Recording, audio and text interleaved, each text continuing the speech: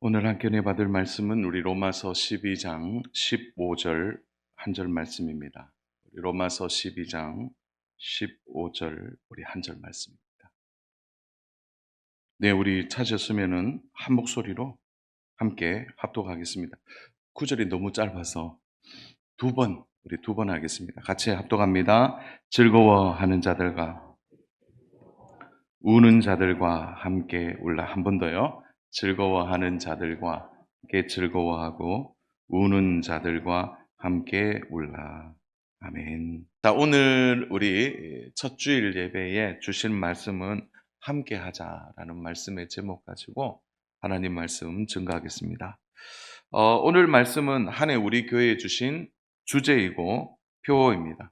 우리 교회 표어가 뭐라고요? 네. 표어가 뭐라고요? 함께 하자. 그게 이제 5가지가 있는데요.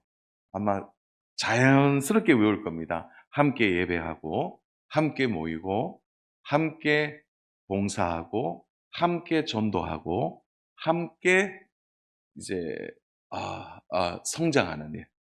그래서 요 5가지가 우리 교회 전체의 주제에 맞는 실천이 되겠습니다. 하나하나씩 이제 달마다 그렇게 이루어져 가는데요.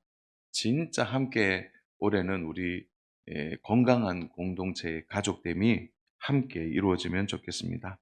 제일 중요한 건 이런 거예요. 즐거울 때 함께 즐겁고 또 슬플 때 함께 슬퍼하는 일. 우는 자들과 함께 우는 일이죠. 그 일을 하는 일이 정상적이어야 되는데 올해 시대가 그렇지 않는 것 같아요. 그래서 함께 하자라는 주제를 정하고 함께 달려가려고 합니다. 자, 오늘 본문을 우리가 좀 보시면은 좋겠습니다. 오늘 본문이 참 우리에게 주는 중요한 교훈이 있다고 생각합니다. 오늘 그 15절의 가장 큰 특징은 다른 구절과 다르게 관계에 대하여 너무나 구체적으로 소개하고 있는 구절입니다. 그래서 어떤 관계를 가질 거냐 이렇게 말할 때 바울은 가장 기초적인 관계에 대하여 바울이 이야기하고 있습니다. 그것은 즐거워하는 사람들 보면 함께 즐거워하고 그 사람이 울고 있으면 함께 울어라. 이게 관계라는 거죠, 관계. 문제는 가장 기초적인 이 관계가 잘 되지 않는다는 겁니다. 14절과 15절은 다 명령형으로 되어 있습니다. 그러니까 명령형은 뭐예요? 그렇게 하라는 겁니다. 그렇게 하라. 예, 그런데 이거는 선택의 문제가 아니라는 거죠. 반드시 지켜라. 반드시 해라라는 거예요. 근데 14절은 명령형 동사로 되어 있습니다. 우리 14절 말씀 같이 한번 읽어보겠습니다. 시작. 너희를 박해하는 자를 축복하라. 축복하고 저주하지 말라. 한번 여쭤볼게요. 지키기 쉬운 말씀입니까? 어려운 말씀입니까? 어렵죠. 우리 박해하는 자를 우리도 어떻게 해요? 박해해야 되고, 그렇죠? 저주하면 우리도 저주하는. 그러니까 바울이 명령형 동사로 했어요. 이거는 선택이 아니라 지켜야 된다. 그렇게 해라. 이렇게 14절이 되어 있는데 오늘 본문은요. 부정명령형입니다. 말이 좀 어렵죠. 부정명령어. 이건 뭐냐면 그렇게 하다가 멈춘 것을 그만하지 말고 다시 하라는 겁니다. 이게 부정명령형이에요. 그러니까 15절은 즐거워하던 자들과 함께 너가 전에는 즐거워했는데 왜 그 즐거워하는 걸 멈췄냐라는 거예요. 우는 자들 보면 너가 함께 전에는 울었는데 왜 지금은 함께 울지 않느냐라는 것이 부정명령형이에요.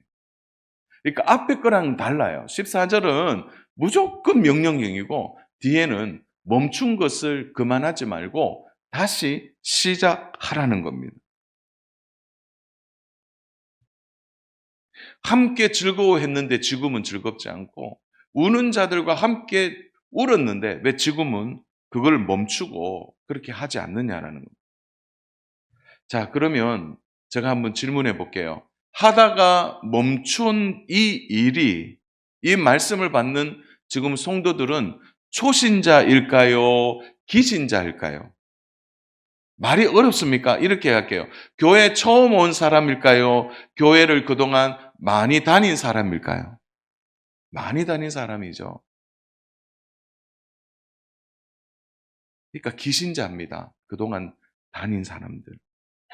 처음에는 은혜 받고 교회가 좋아서 성도가 좋아서 그렇게 교회 안에서 가족으로 생각하고 함께 했어요. 그때는 즐거워하면 함께 즐거워했고 또 우는 성도 보면 안아주고 함께 울었단 말입니다.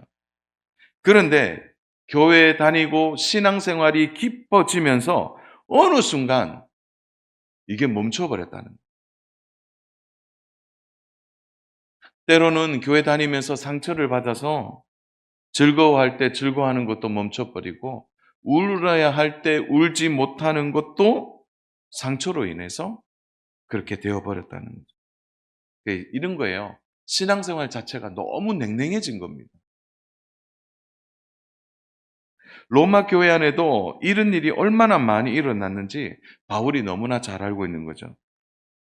로마 교회 안에 유대인들, 개종한 유대인들이 있고 개종한 헬라인들이 있고 할례를 받았느냐 받지 않았느냐 처음에는 함께 예수 믿으니까 너무 좋았어요. 근데 조금 지나니까 서로 달라 배경이 달라 또 서로 유대인은 유대인들끼리 모이고 헬라인은 헬라인끼리 모이고 종들은 종들끼리 모이고 주인은 주인들끼리 모이고 이게 처음에는 함께 했다가 점점점 시간이 지나면서 그 기쁨이 함께 했던 그 마음이 사라져 버린 거예요.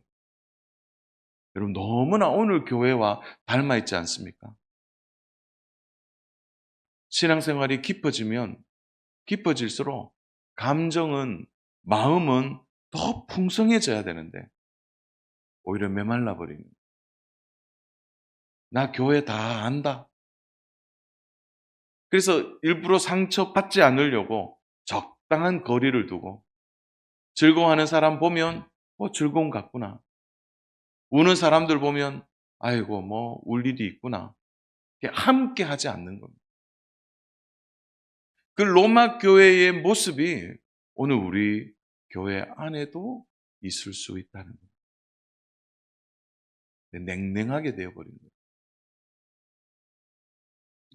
그래서 바울은 오늘 본문 말씀을 통해 부정명령으로 얘기하는 거예요. 멈췄던 거 다시 시작해라. 다시 회복해야 된다. 그것이 오늘 우리 교회에 주시는 하나님의 말씀이 아닐까요? 함께 즐거워하고 함께 기뻐하고 함께 슬픔을 나누고 함께 손을 잡고 힘든 사람이 있으면 도와주려고 하고 어려운 사람이 있으면 옆에 있으려 하고 이 말씀이 오늘 한 해에 우리 교회에 하나님이 주신 명령입니다.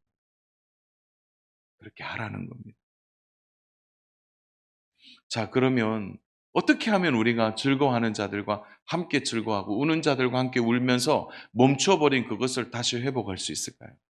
저는 두 가지로 오늘 좀 말씀을 보려고 합니다. 그 첫 번째가 우리 같이 한번 따라서 볼까요? 공감하는 마음을 가지라. 가장 중요한 것은 마음까지 가는 겁니다. 마음을 나누는 거죠. 여러분, 마음이 나누어져야 함께 할 수 있습니다.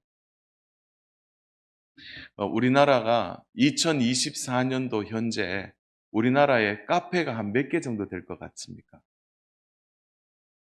카페, 커피숍 한 몇 개 정도 될 것 같아요? 정확한 개수가요. 2024년 7월 기준으로 커피 전문점, 소매로 하는 거 빼고 커피 전문점 수가 10만 개입니다.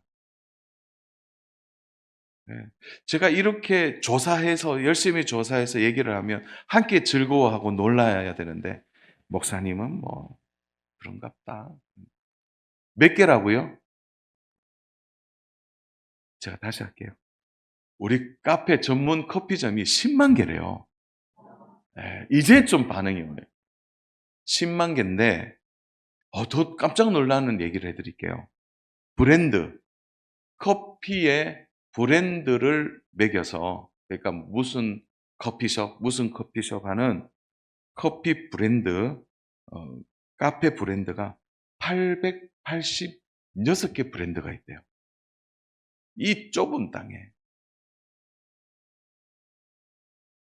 와, 그래서 우리 민족을 한번 따라서 볼까요? 대화의 민족. 얼마나, 여러분 카페 가 보십시오. 가 보면요. 다 소그룹해요. 모여서 얼마나 많이 말하는지. 제가 낮에 한번 가 보니까 다 여전도의 회원들이더라고요. 남자들은 없어요. 다 일한다고 남자들은 가고 여자분들은 이제 소도소. 이야, 10만 개 카페에 동네 카페까지 더 합치면 어마어마하게 많습니다. 그래서 우리 민족을 대화의 민족이에요. 어디 가도 얘기하는 거예요. 어디 가도. 얼마나 대화를 많이 하는지 모릅니다. 그런데요, 우리 민족처럼 소통이 안 되는 민족이 없어요. 대화는 그렇게 많이 하는. 정확하게 얘기하면 소통은 돼요. 서로 말을 하니까. 소통은 되는데, 어느 정도 되는데, 소통이 어느 정도 이루어지고 대화가 오간 후에 오히려 문제가 해결 안 되는 일이 더 많다는 거죠. 왜 그럴까요? 여러분, 소통보다, 대화보다 더 중요한 게 있어요. 그게 뭐냐면 공감하는 마음입니다. 대화는 많이 하는데, 그 부모님들이 자녀들하고 얘기하고 난 뒤에 자녀들이 그러잖아요. 뭐냐면 뭐 이야기해 봐야 뭐, 그런 얘기예요, 자녀들이. 엄마랑 대화해 봐도, 아빠랑 이야기해도. 여러분, 직장은 안 그런가요? 직장에도 가 보십시오. 직장에 가 보면 아유, 그 상사분하고 그 과장님하고 얘기 많이 했는데 뭐가 안 된다는 거예요. 얘기해도 소용이 없다는 거예요, 소용이. 그 왜 그럴까요? 대화는 많이 하고 소통은 많이 하는데 그게 뭐냐면 공감하는 마음이 없어서 그럽니다. 그 상대방의 마음을 알아주지 않는 거죠. 자, 오늘 우리 사회가 고통 가운데 있습니다. 정치권을 보십시오. 대화하자.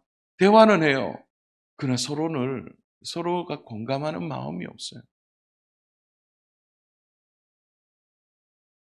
부모와 자녀 간에, 교회 안에도 마찬가지예요. 얘기는 많이 하는데 공감하는 마음이 없는 겁니다. 자, 제가 예를 하나 들어볼게요. 아이들이 제일 많이 하는 말들 중에 뭐냐면 말해도 소용이 없어요. 그 말은 뭡니까? 대화는 됐는데 뭐가 없다는 거예요? 공감하지 않는다는 거예요. 여러분, 귀로 듣는 것보다 더 중요한 것은 마음을 알아주는 겁니다. 여러분, 자신의 뜻대로 하는 것이 소통의 문제가 아니라 공감의 문제가 있는 겁니다. 자, 여러분, 예수님 시대 2000년 전으로 한번 가볼게요. 바리새인과 서기관들이 그 백성들, 이스라엘 백성들, 유대인들과 대화가 없었나요? 왜 사람들은 바리새인과 서기관을 싫어했나요? 소통이 안 됐기 때문에. 그렇지 않습니다. 바리새인과 서기관들의 주 무대는 회당이었습니다. 회당에 가보면 늘 사람들이 많이 모여 있어요. 거기서 바리새인과 서기관들은 그들과 대화했습니다. 그들과 이야기했어요. 오늘로 말하면 마을회관 같은 곳에서 매일 가서 그들하고 대화하고 이야기가 나누었어요. 그런데 왜 사람들은 바리새인과 서기관을 싫어하죠? 그들은 우리를 이해하지 못한다. 공감하지 않는다는 겁니다. 이런 거예요. 일방적으로 판단해 버리고 일방적으로 자기의 뜻대로 그냥 해버리는 겁니다. 아메리카 인디안 중에 카바족이 있습니다. 카바족. 이 카바족은 친구를 이렇게 정의해 놨더라고요. 카바족은 친구를 이렇게 정의했습니다. 내 슬픔을 등에 지고 가는 사람. 내 슬픔을 등에 지고 가는 사람. 슬픔은 뭡니까? 마음이거든요. 그러니까 친구가 뭐냐면 내 슬픔을 등에 지고 가는 사람을 이 카바 인디안들은 친구라고 말하는 거예요. 어릴 때부터 그들은 슬픔을 함께 지는 것으로 친구를 삼았다고 합니다. 그러니까 이게 필요한 겁니다, 지금. 성경학자들은 로마서 12장을 이렇게 설명했죠. 바울이 마음 가는 대로 썼다. 이렇게 표현해요. 왜냐하면 주제가 여기 갔다가 저기 갔다 그래요. 그 말은 뭐냐면 바울이 진짜 하고 싶은 말이 있는데 그 말을 마음에 있는 말을 그대로 적은 겁니다. 그래서 바울이 쓴 서신 중에 가장 논리적이지 못하다. 왜 그러냐면 그냥 마음 가는 대로 썼거든요. 바울이 이 로마 공동체를 생각하면서 두서없이 나열하면서 그의 마음에 뭐가 있는 겁니까? 오늘 교회가 깨어지는 이유가 뭐냐? 서로가 마음을 나누지 않는다. 예전에는 그렇게 마음을 나누고 함께 했다가 왜 지금은 그렇게 하지 않느냐라는 거예요. 그래서 바울이 다시 마음을 나누어라고 말하고 있는 것입니다. 사랑하는 여러분, 우리가 하나님을 믿는 일에 가장 기쁜 게 뭐냐면 하나님이 우리의 마음을 아신다는 거예요. 그래서 히브리서 4장 15절인데요. 우리 같이 한번 읽겠습니다. 우리에게 있는 대제사장은 우리의 연약함을 동정하지 못하실 이가 아니요 모든 일에 우리와 똑같이 시험을 받으시니로되 죄는 없으시니라. 우리 예수님은 동정하시는 분이라는 거예요. 우리의 연약함을 동정하시, 다시 말해서 우리의 마음을 공감하시는 분이다. 이렇게 말하고 있는 것입니다. 자, 여러분, 예수님이 우리의 마음을 아신다는데 여러분 얼마나 기쁩니까? 공감하신다는. 세상의 모든 신은요, 신의 자리에서 공감하지 않습니다. 일방적이에요. 하라. 그러니까 모든 종교를 연구해 보십시오. 신은 신의 자리에서 사람의 마음과 감정을 보지 않습니다. 일방적인 거예요. 산 여러분, 이 공감과 동정이라는 것은 철저하게 상대방이 중심이 되어야 합니다. 그러니까 상대방의 마음을 알고 들어가는 겁니다. 나사로가 죽었다고 했을 때 예수님은 이미 나사로의 죽음 앞에서 우는 자들과 함께 어떻게 하셨습니까? 울었습니다. 죽음이라는 고통을 너무나 잘 알고 계셨던 겁니다. 우리 요한복음 11장 33절부터 35절인데요. 우리 같이 한번 읽겠습니다. 예수께서 그가 우는 것과 또 함께 온 유대인들이 우는 것을 보시고 심령에 비통히 여기시고 불쌍히 여기사 이르시되 그를 어디 두었느냐 이르되 주여 와서 보옵소서 하니 예수께서 눈물을 흘리시더라. 여러분, 예수님이 함께 오셨습니다. 곧 나사로가 예수님의 말씀 앞에 다시 그가 살아나올 것을 아셨지만 그 순간은 함께 공감하시는 거예요. 우는 자들과 함께 우시는 겁니다. 함께 있는 가족들의 마음, 이웃들의 마음을 나누는 겁니다. 그래서 비통히 여기사라는 말씀이 있죠. 33절에 보면 이 말은 뭐냐면 크게 분노하는 마음. 지금 죽음 앞에 크게 마음이 분노하여서 이 죽음의 문제를 해결하시려고 하는 예수님의 마음이 있는 것입니다. 또한 불쌍히 여기다. 감정적으로 여기는 거죠. 이 두 마음으로 우신 겁니다. 여러분, 눈물을 흘리시다라는 헬라어 단어가 어떻게 되어 있냐면은 클라이 우신이라는 단어가 있는데 이게 큰 소리로 우는 것이고요. 다쿠리오라는 거는 조용히 나지막히 우는데 예수님이 조용히 나지막히 함께 울었습니다. 이게 진짜 슬픔이거든요.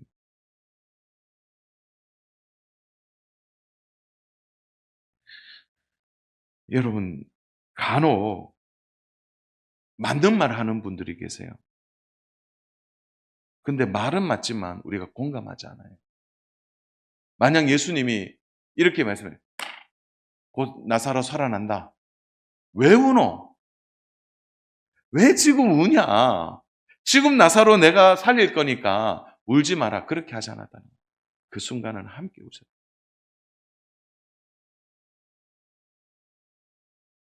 지금 나사로 살아나니까 울지 마라.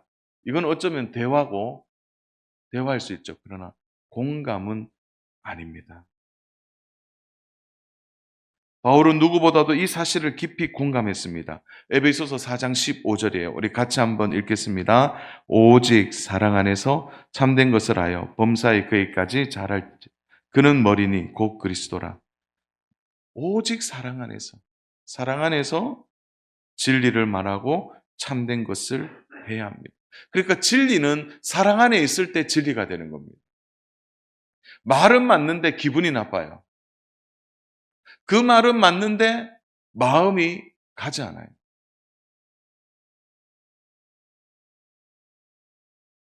그래서 교회 안에 보면 바른 말 하는 사람들 말은 맞는데 우리가 어떻게 생각합니까? 함께 공감하지 않아요.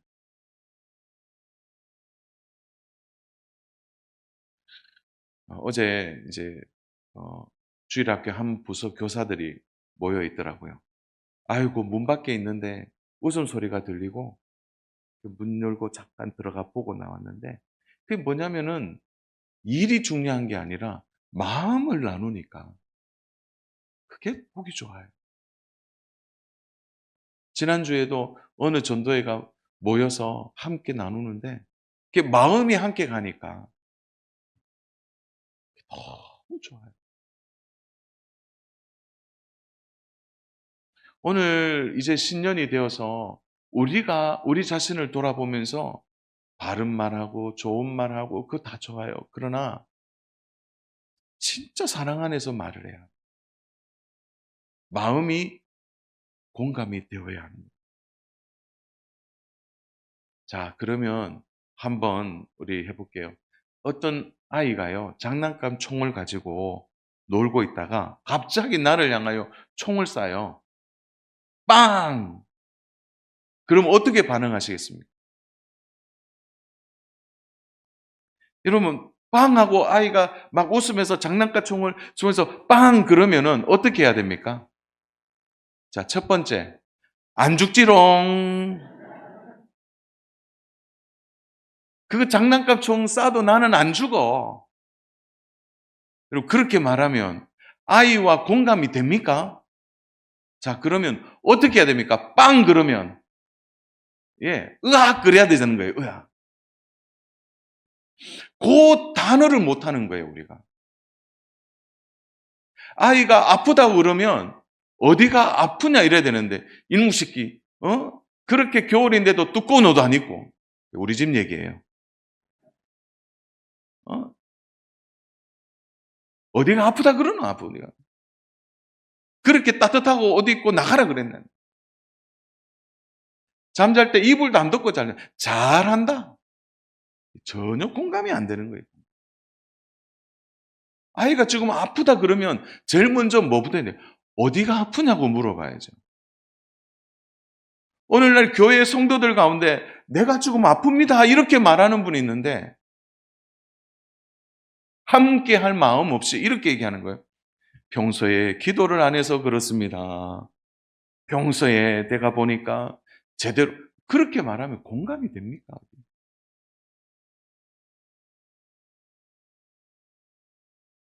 사랑 여러분, 오늘 이게 안 되니까 교회에 아픔이 있는 겁니다. 오늘 이 말씀 우리가 정말 함께 하고자 하는 마음을 배워야 합니다. 그러기 위해서는요, 우리 16절 말씀 앞에 정말 엎드려야 됩니다.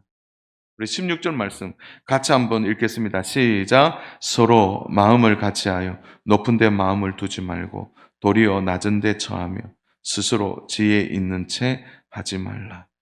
여러분, 교회 공동체 안에는 높은 사람도 낮은 사람도 없습니다. 다 하나님의 자녀예요. 높은 데 마음을 두면요, 사람을 판단하게 되어 있습니다.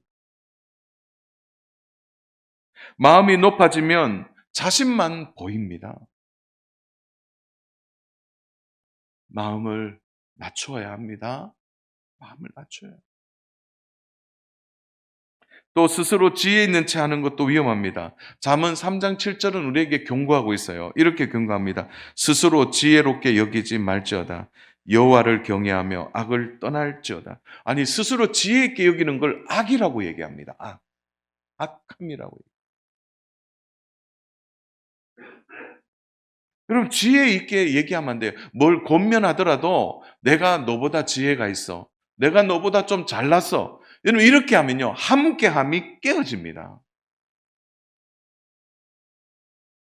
여러분, 낮아져야 돼요. 낮아져야 돼요. 오늘 직분 맡은 모든 분들은 다 낮은 자리에 있어야 합니다. 저는 우리 교회를 건축할 때 몇 가지 중요한 것 중에 하나가 이거였어요. 무조건 강대상 낮추어라, 강대상. 하나님의 말씀은 높지만 강대상은 낮아져야 된다.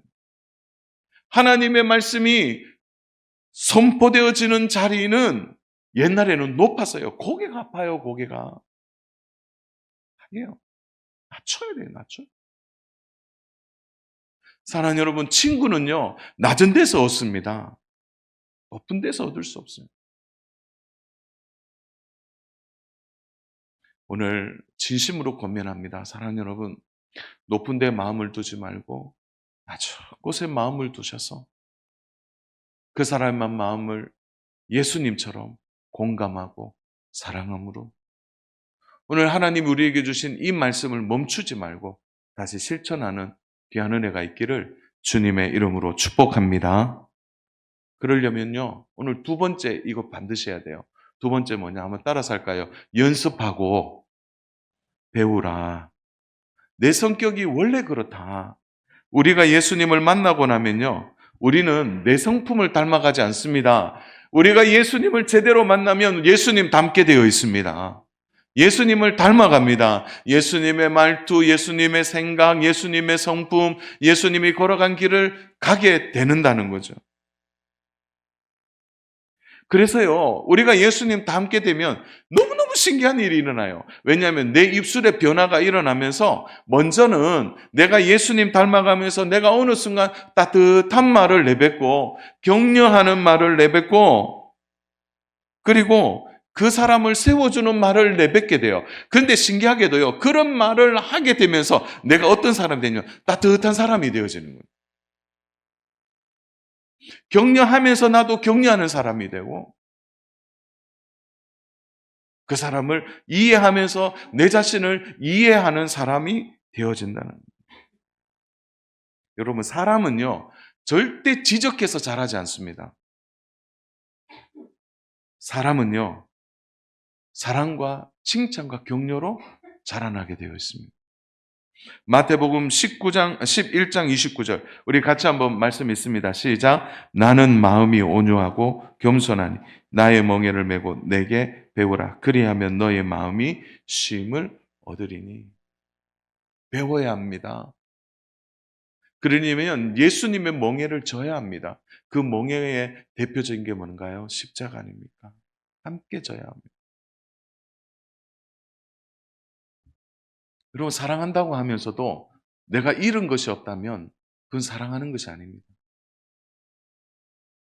예수님은 우리를 사랑한다고 하시면서 예수님은 모든 걸 다 이루셨어요. 그는 멸시와 천대와 수치를 당하셨고 십자가를 지셨습니다. 모든 것을 다 잃어버리고 우리를 얻었단 말입니다. 오늘 교회 공동체 안에서 우리가 사랑한다고 말하는데 내가 잃은 것이 하나도 없다면 사랑하는 걸까요?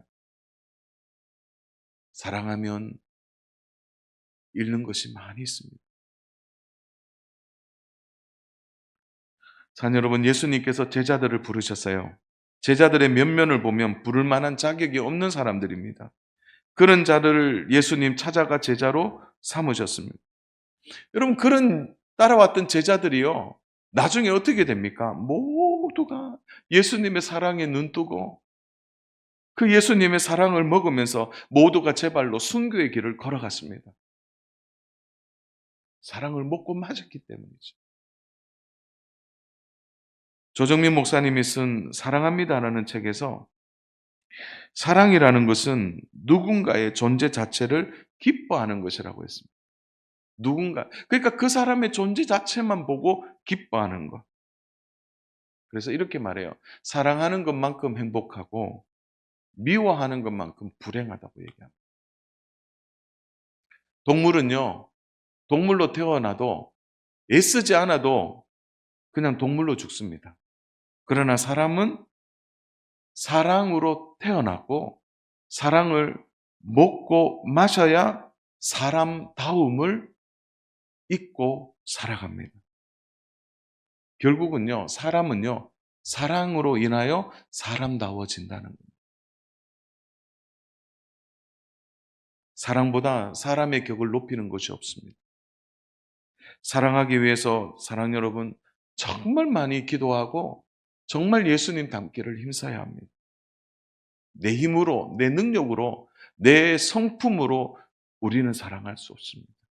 그렇기 때문에 우리의 목적은 하나예요. 예수님 닮는 겁니다.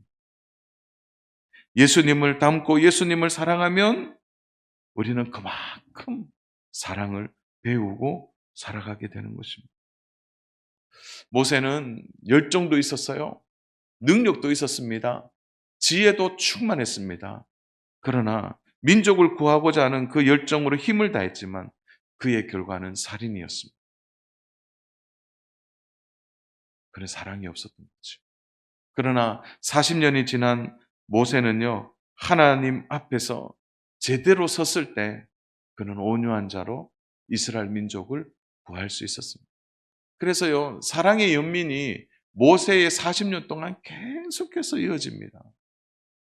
모세를 미워하고 싫어하는 그들을 향하여 끝까지 사랑하려고 했던 모세의 사랑을 우리는 받아야 되는 것이죠. 올해 교회의 가장 중요한 주제가 함께라는 것으로 잡았습니다. 기도도 열심히 하고 봉사도 열심히 하고 섬김도 열심히 하고 예배도 열심히 해야 되지만 그거 아무리 열심히 해도요. 가장 중요한 사랑이 빠지면 아무것도 되지 않습니다. 어떤 분들은 교회에 가면 상처받는다고 해서 혼자 신앙생활 하는 분들이 있습니다. 그런 분들은 다시 사랑 안으로 들어와야 합니다. 함께하는 공동체에 들어오셔서 함께 사랑을 나누고 회복해야 합니다. 여러분 구역에 소속되어 있다면 구역에, 전도회에 소속되어 있다면 전도회에서 여러분 사랑을 나누어야 합니다. 말씀을 정리합니다. 오늘 말씀을 아예 마음에 새기십시오. 내가 올해는 정말 공감하고 사랑하기를 애쓰겠다. 그리고 사랑이신 예수님을 닮아서 예수님처럼 마음이 낮아져서 더 성도들을 사랑하겠다. 그 결단과 결심이 올 한 해 우리의 삶에 열매 맺는 은혜가 있기를 주님의 이름으로 축복합니다. 사랑하는 여러분, 함께 기뻐하십시오. 함께 슬퍼하십시오. 그러므로 함께하는 공동체 되어서 올 한 해 하나님 우리에게 부어주시는 많은 은혜들을 함께 누리고 경험하는 귀한 은혜가 모두에게 있기를 주님의 이름으로 축복합니다.